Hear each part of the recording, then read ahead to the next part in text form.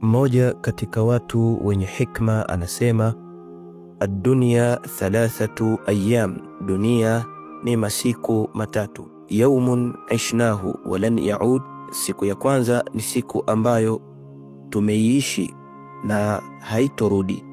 Wa yawmun naishuhu walan yadum, na siku ya pili ni siku ambayo tunaiishi sasa hivi na sio yenye kudumu. Wa yawmun la nadri aina sanakun, na siku ya tatu ni siku ambayo sisi hatujui wapi tutakapokuwa.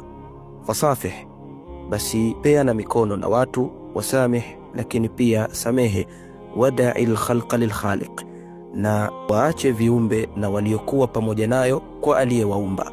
Fa ana wa anta, hakika mimi na wewe, wa hum, na wao pia, wa nahnu, na sisi sote, rahilun, ni wenye kuondoka.